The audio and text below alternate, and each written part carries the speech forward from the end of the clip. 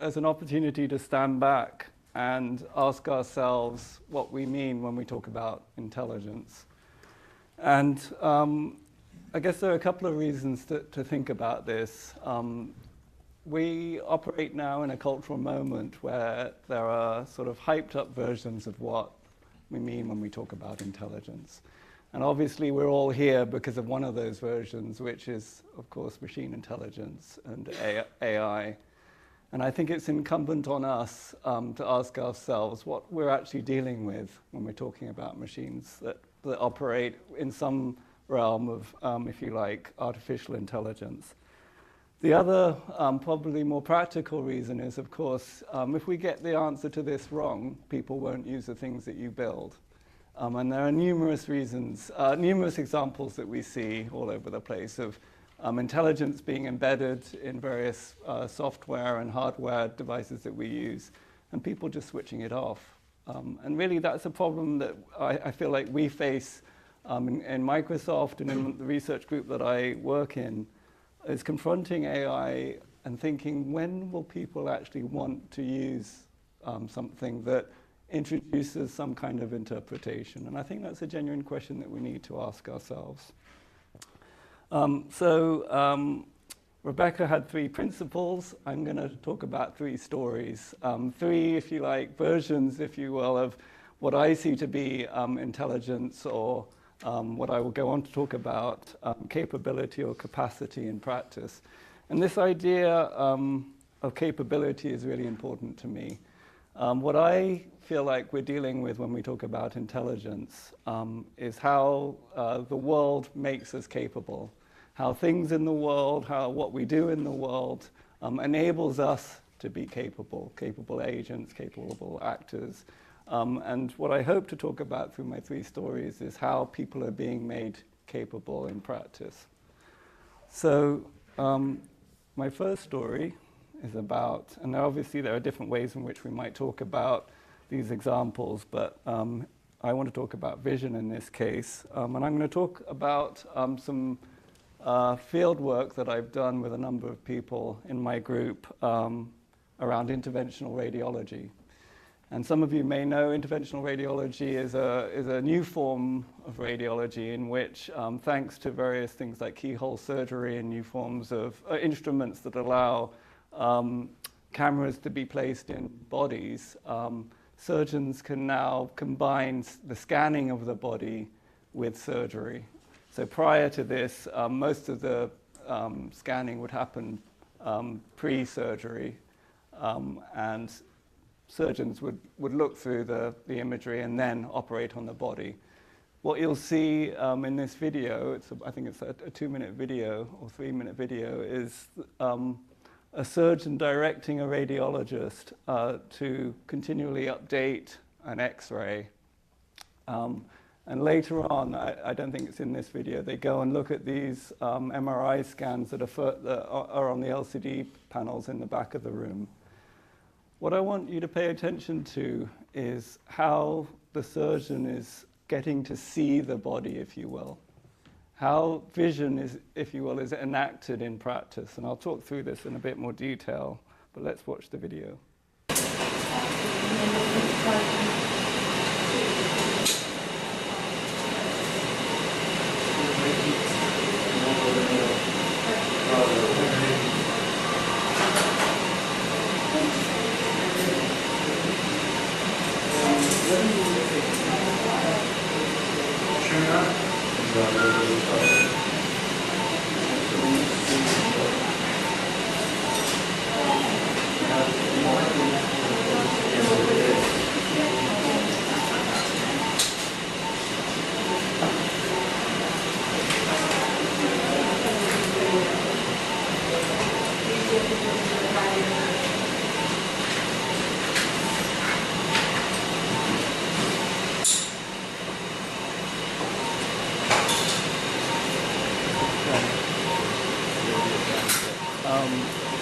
So this work was actually undertaken with some of the people in computer vision and machine learning in the lab, and we're obviously interested in here in sort of the kinds of things that computer vision might introduce into recognizing scans of the body.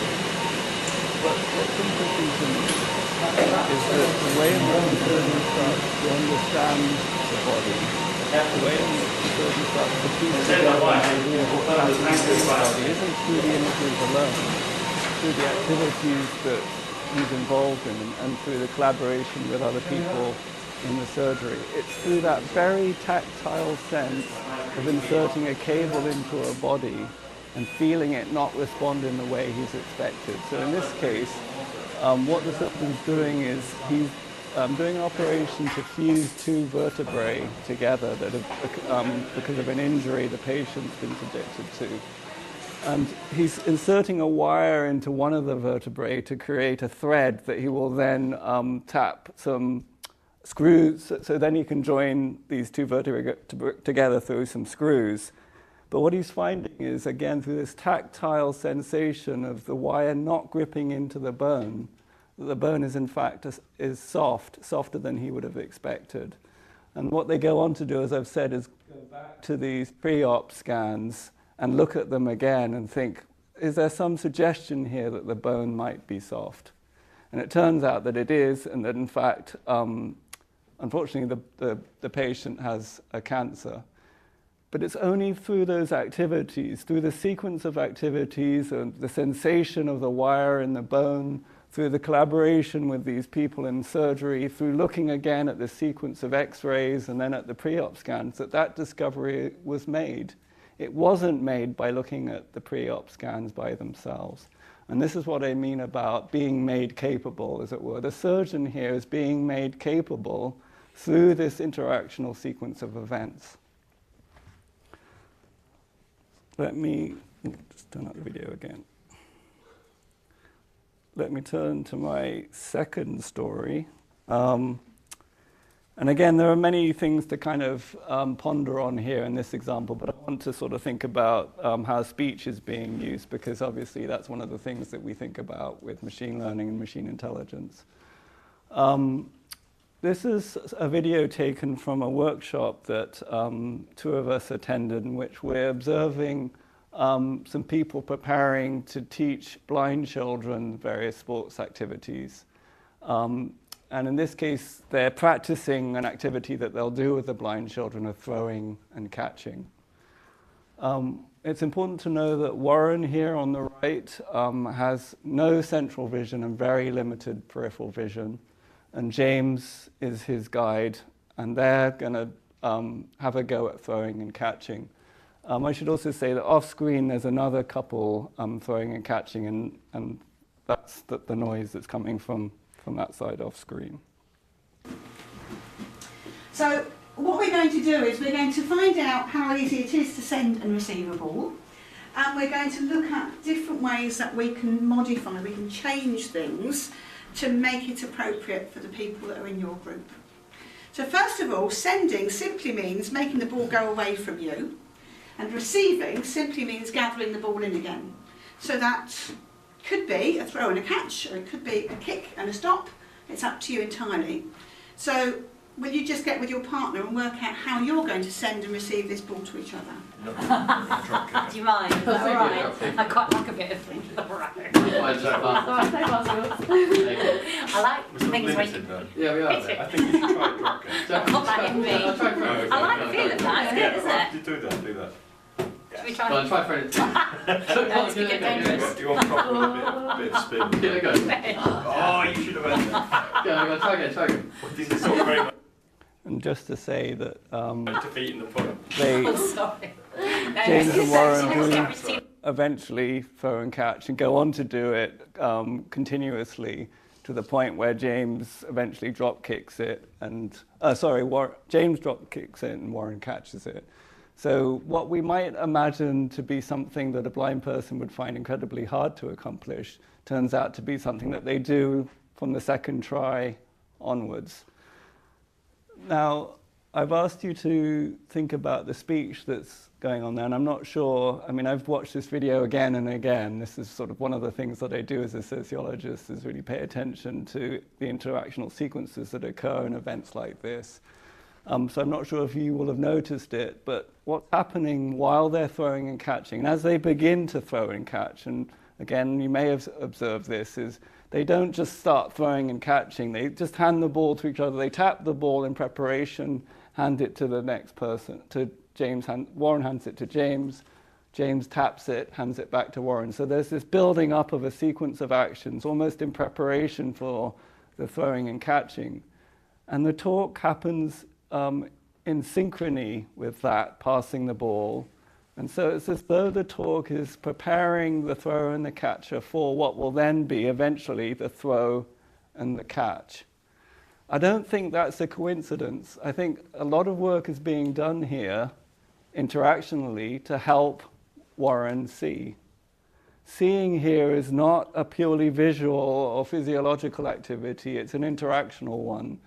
The seeing that Warren does is something accomplished through the tap on the ball, through the passing of the ball in a sequence of interactions, and through language being sat on top of those activities. So when we talk about natural language processing, it's problematic to extricate it, if you will, from the activities that are unfolding. And this is an area of machine learning that I'm deeply involved in now, is sort of working with people in natural language processing to think more carefully about how we, if you like, ground the data that we have of talk.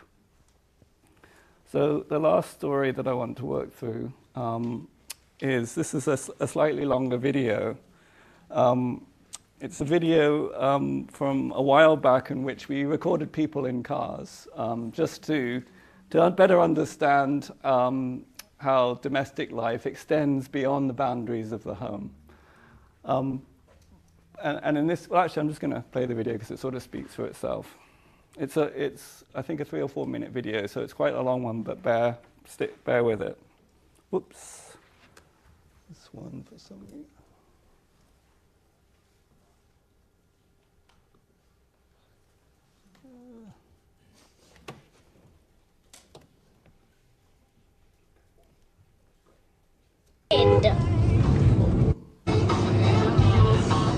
Mum?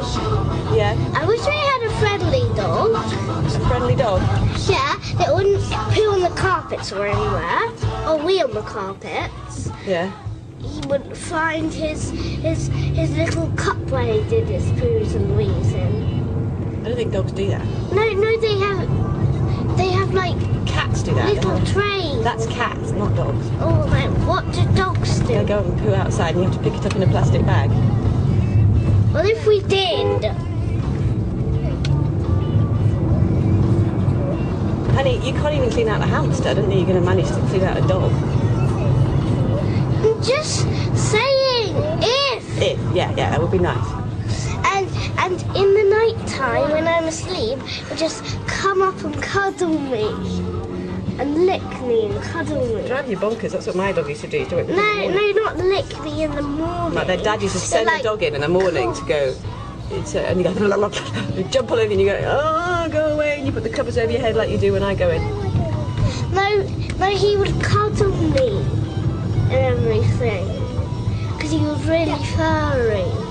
Wouldn't that be nice? He was just going in and out to cuddle people. But they wouldn't, they get all excited, doggies, when they see you and they lick you.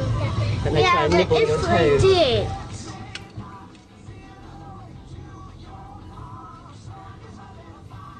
What about a puppy? Puppies will just, not only will they nibble and lick you, they'll probably wee all over your bed as well, so there you go. Because they wee when they get excited.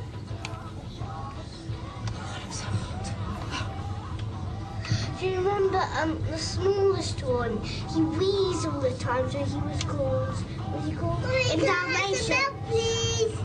In 101 In a minute, let's just get to Maud's house. Dalmatians. What's he called? I thought it was called Lucky, little one. No, that was the one that got Puddle, is he sick. called Puddle? Yeah, he used to do wheeze all the time. And he did one on a newspaper.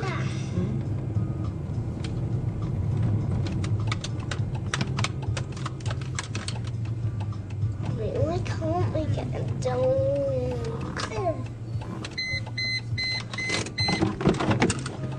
Sorry, a bit late this morning. So what I should have said is this is the school run, which you probably gathered.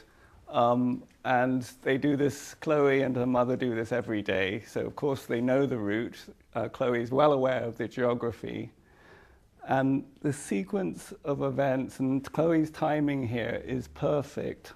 That last statement, why can't we get a dog, is timed not to get an answer, because this is a war of attrition.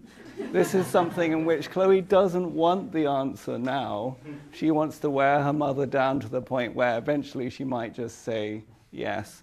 And of course it starts off with if and ends up with why can't we? And if you like, as an example of someone being entirely responsive to a context, to a spatial and temporal flow of a car moving through a city and an organization of streets, of if you like, a learning context. Chloe is the ultimate incarnation of intelligence here. But what I want to suggest is that it's not Chloe alone, of course. It's that car moving through a set of streets. It's Chloe's recognition and of various points along that street that builds up this ability for her to reach this crescendo of why can't we get a dog, and know that she's not going to get an answer for it yet. That the intelligence there is something that is sort of made able through Chloe's movements through space. And this is what I want us to think about when we talk about intelligence, is the conditions that are made possible through a set of interactions, through a set of interactions between ourselves and in physical and temporal space. That we live in this sort of fantasy of imagining that we might go from something like solving Go with AI to replicating the brain, and yet what we don't really understand is what are the conditions that Go is making possible, because they're not the same as what we would use the brain for in all possible contexts. What are the very conditions that Go enables us to do? In fact, Go is probably one of those few activities that we act more like a machine than we do like a human.